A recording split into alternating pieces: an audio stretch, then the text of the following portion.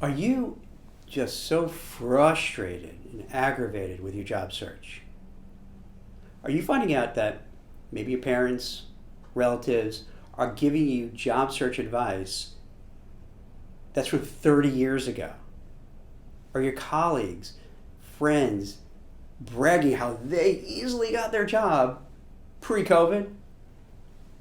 Are you getting hit up with every so-called expert that says, I have the answer for you. I'm going to get you a job. But it may cost a little bit, or it may cost a whole lot of it. And you just at the point where you don't know what to do, your head is spinning, and you're actually like, how the heck do I navigate this job search? Well, this is Jack Kelly, founder, CEO of WeCruitr. And today, just want to give you really simple. I'm going to make your life so easy. Do you want to hear this? Real simple. No complex, no mumbo jumbo, no jargon, no BS. Just really raw, straight. Here's what you need to do stuff. You cool? Is that good? Is that good? You want to hear that? All right. So, 5 things. That's it. 5 things. And I'll do them really super quickly. And this is all you really need to know. This is really all you need to know to succeed. Because it's really simple. It's like a lot of things in life. We overcomplicate things. We make everything sound so like mind-blowingly hard. Think about every industry. You go to the doctor, and God forbid they tell you in plain English what you have. No, it's going to be some Latin kind of thing that makes zero sense, and then when they write it down, you can't read their handwriting. Wall Street, they give you all these jargons that you're like, I'm scared, I don't know, take my money, invest it for me. Every industry's like that. Looking for a job is no different. Where people try to make it confusing, and the people who make it confusing are probably pretty much benefiting from it. But put that aside for now. Here's the deal. First thing you have to do, and this can sound easy, but this is where everyone makes mistakes. Know what you want to do. And be able to explain to people what you want to do. Right? Sounds so obvious. And you would not believe how many people are capable of doing that. Let me give you an example. And trust me, if you're doing this or your friends or family or acquaintances, I'm not mocking, I'm not giving a hard time, I swear to you, at all. I just want to point out, this is what I'm noticing from people, what they're doing, and what works and what doesn't work. No hard feelings, because come on, unless you share it, how are you going to get better? If you're a baseball player and you keep striking out, a batting coach has to say, hey, let's go back to the basics. Let's figure out. Let's look at your swing.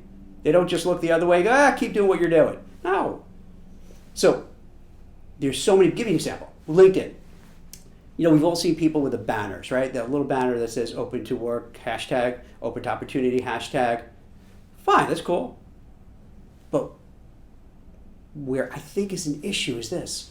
When you put on that hashtag with the banner and you say something to the effect of, hey, COVID, lost my job, can you help me?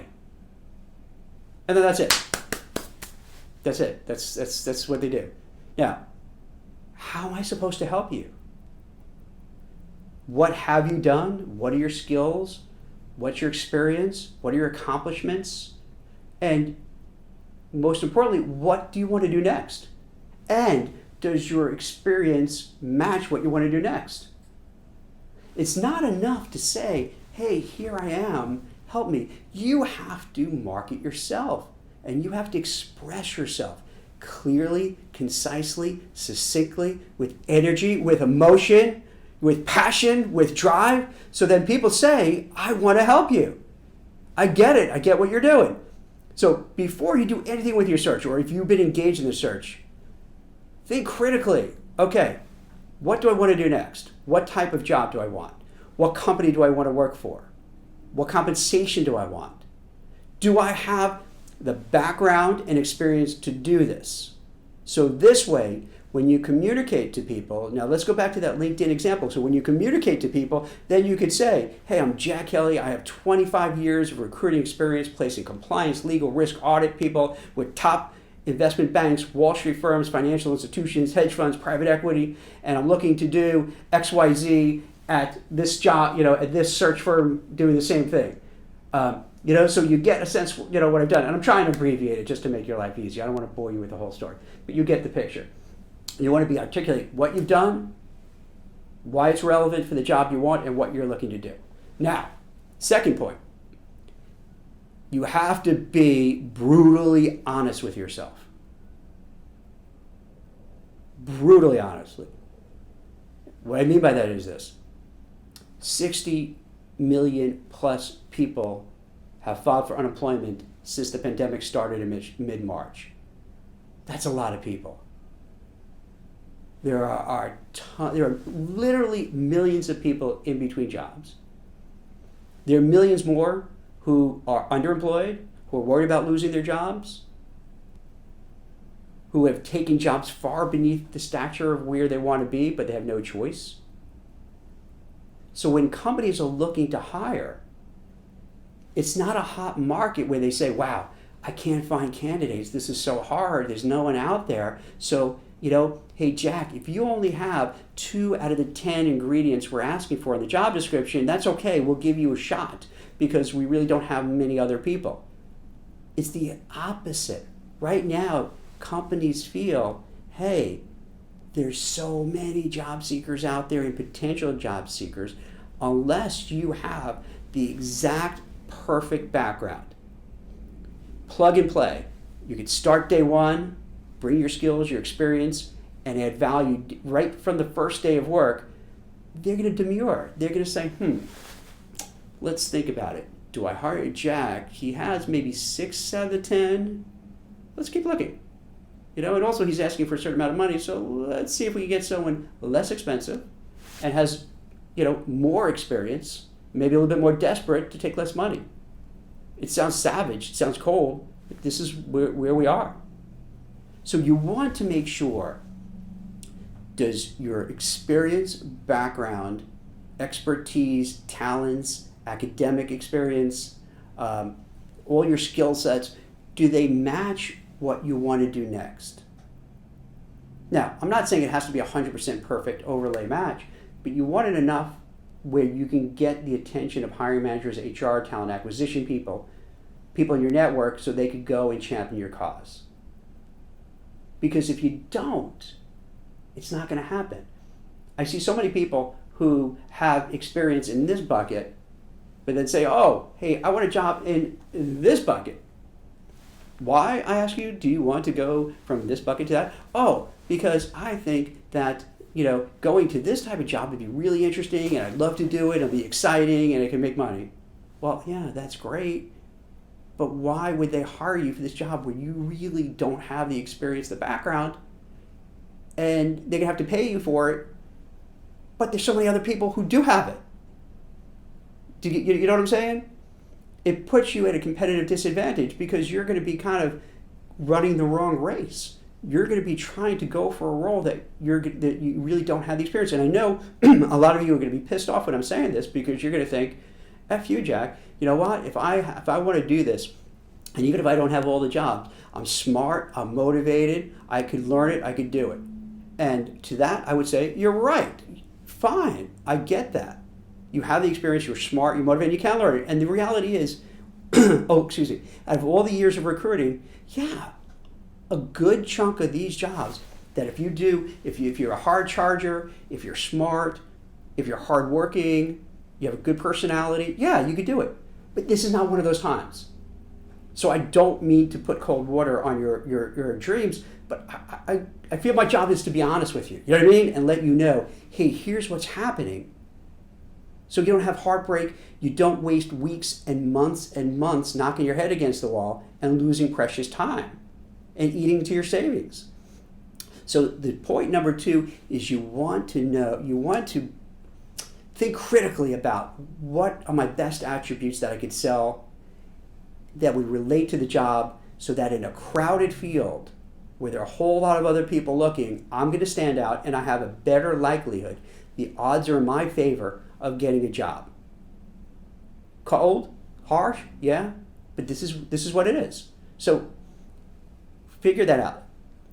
So you want to know what you want to do. You want to know to articulate what you can do to people so they know how to help you. And then you want to be reasonable in terms of your background, your experience, so that you have a better chance of getting that job. So once you figured out point 1 and 2, the next thing, I think 3 comes after 1 and 2, so we're up to 3. So what 3 is, you have to prepare an elevator pitch. Some people hate that title, so I don't care what you call it. It's really a marketing pitch. And what that means is this.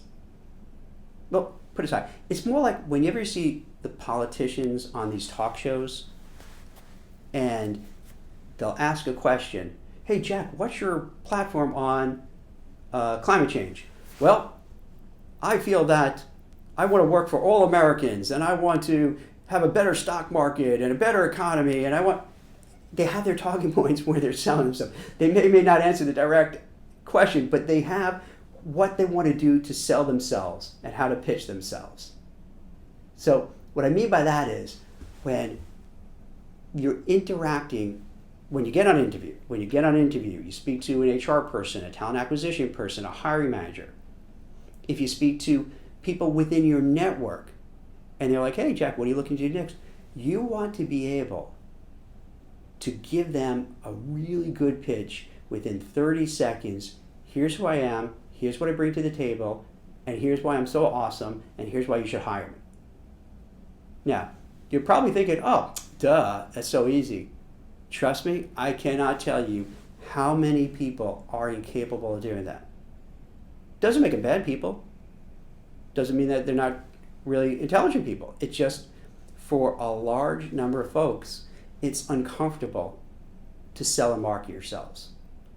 A lot of people feel, hey, I've been doing this for 25 years and I shouldn't have to go and sell myself. They should know me by reputation and they should see my work in my resume and that says it all.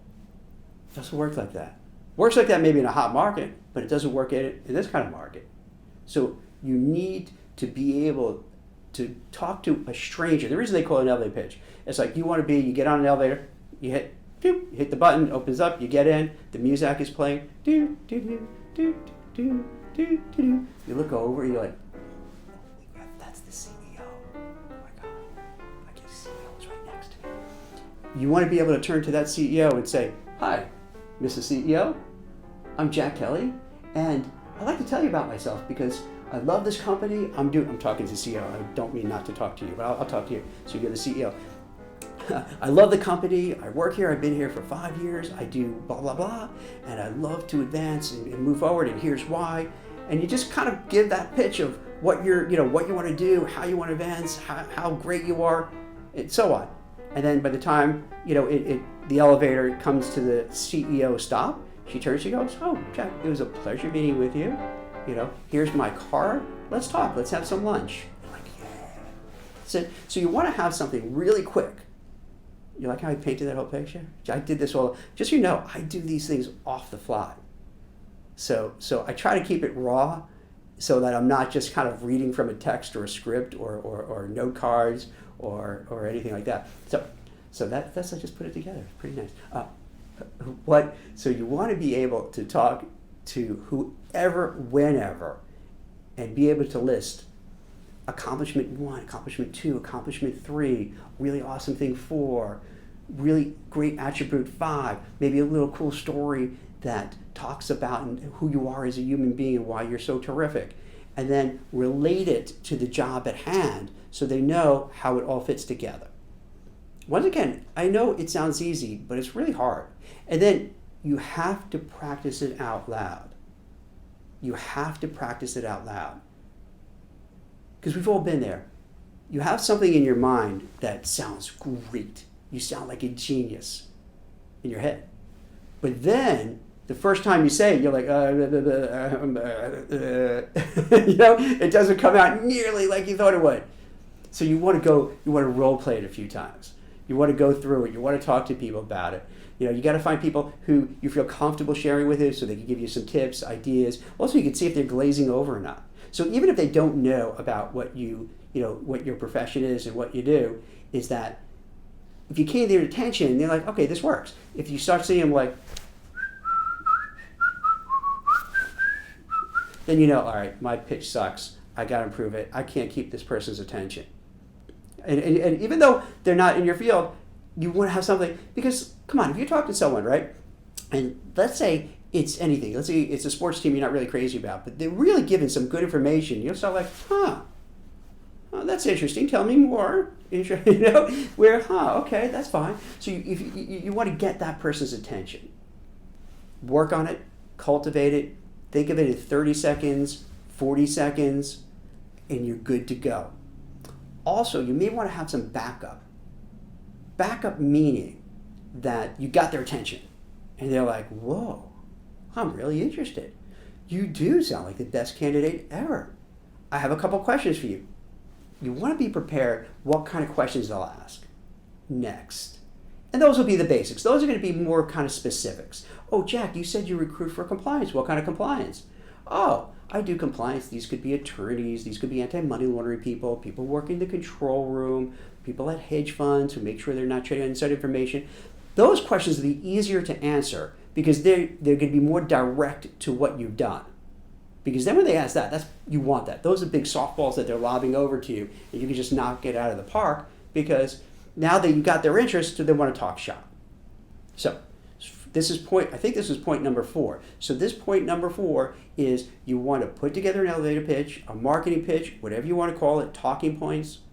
You want to perfect it. You want to sound excited, motivated, passionate, enthusiasm. You don't want to get, like I'm doing. I'm getting maybe a little over the top, but that's me. But you want to do it enough that you capture their attention. You make people interested in who you are and what you're about and what you have to offer. They want to hear you. They want to listen to you. And you want to make it so that they have a lot more questions to ask. So after you give your pitch, you're like, I want to know more. I want to learn more. Then when you learn more, they're going to ask you the questions that are specific to what you've done and what you're about, and then those are easy. Because then you're just talking shop. Then that's natural. Because you're just, hey, yeah, this is what I did. This is what, how I succeeded doing this. Oh, I worked on this project, and it was super awesome, and I got great kudos for the result.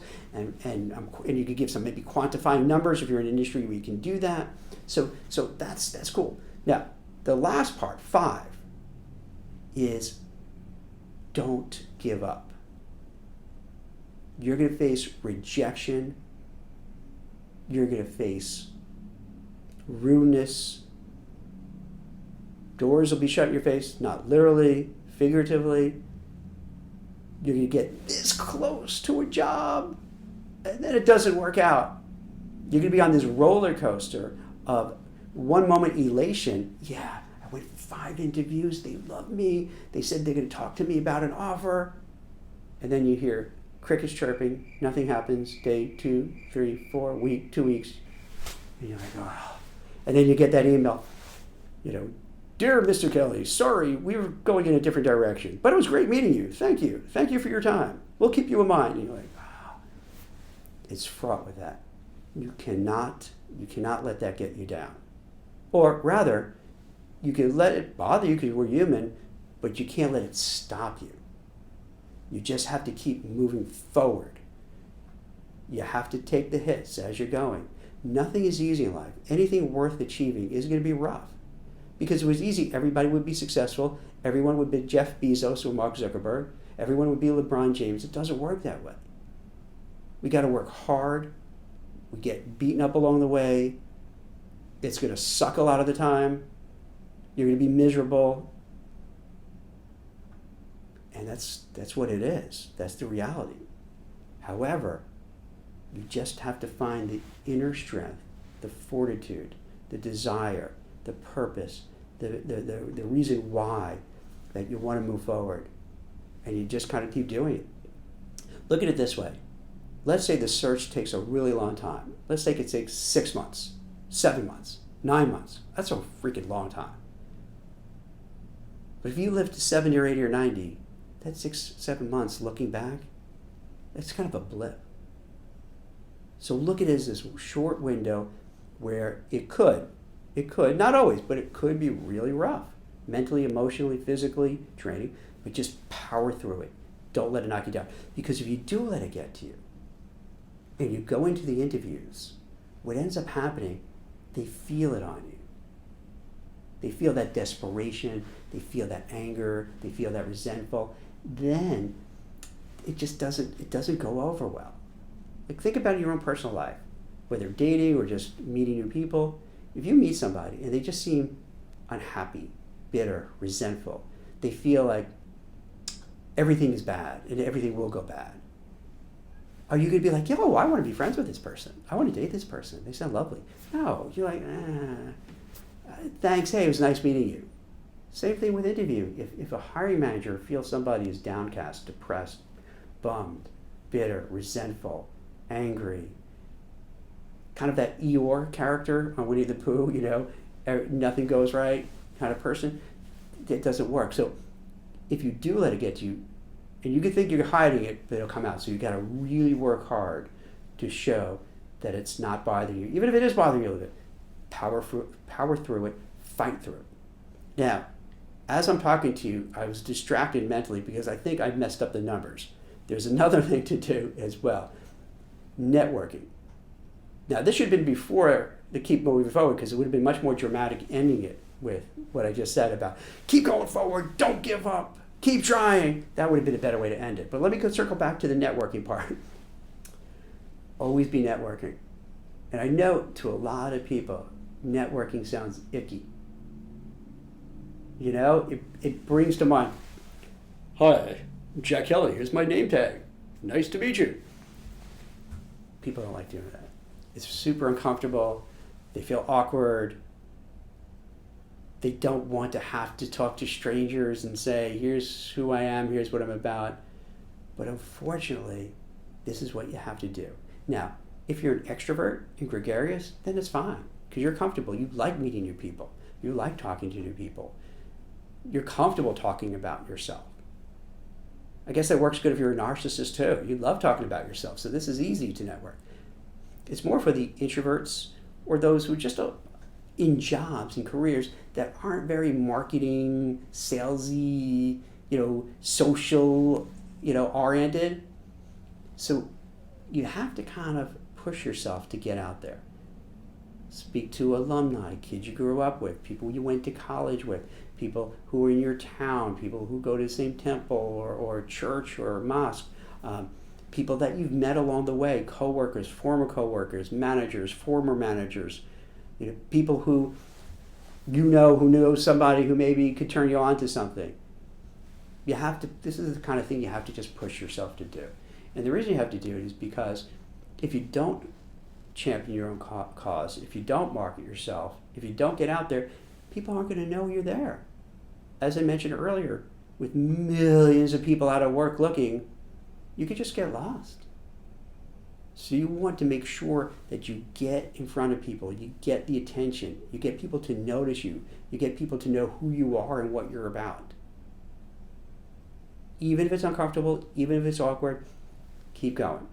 LinkedIn, social media can be a little easier because you're not having that one-on-one. Still a little uncomfortable because you always get worried, hey, what's going to happen if I post and no one says something, or what if I post and it's deemed dopey? Just keep trying. And it becomes a numbers game. The more people you talk with, the more people you interact with, the more people you communicate with, eventually it'll click. Eventually, all you need is that one person, right? That one person who can open the right door to introduce you to the right person at the company, and boom, you're done. You have it. So you may go through dozens and dozens and dozens and dozens of dead ends, but at the end of the day, all you need is really that one break, that one person. You don't need 100. You don't need 200. You don't need 1,000 right people. Find out, it's going to boil down to somebody who's going to give you that break. But to get there, you have to keep knocking on a lot of doors, keep trying, keep marketing, keep getting out there. So, to sum it all up, very, very easy, relatively easy, kind of straightforward. It's not so complicated. So here's what you need to do. When you're looking for a job, make it clear what job you want. Simple. Why your experience matches that job. Have a pitch that you could sell people on, whoever you meet with. That goes into networking. Anybody you get in touch with, you have that pitch. There'll be rejection. There'll be bad days. There'll be really bad days. Power through. Don't give up. Don't give up. Don't give up. Keep fighting. Keep trying. Keep fighting. Keep trying. And eventually something will give. I can't say when. Some people luck out. Right place, right time. They get it tomorrow. Next week, next month. Others, for whatever reason, they could be equally as good, even if not better. Don't catch that break right away. They catch it way down on the spectrum. But have faith in yourself. Keep trying. Keep moving forward. If you have any questions, I'm always here. Jack Kelly, WeCruitr, 212-997-3166. Jack at WeCruitr, WeCruitr.com. You can find me on Facebook, LinkedIn, Twitter, wherever. I'm always all over the place. Hope this helps. Hope this clarifies it, makes it a little easier. It maybe takes a little stress off, so you don't have to worry about like juggling all these balls. Oh, what do I have to do about this? And someone told me to do this. Simple gameplay. Good luck. Thanks a lot.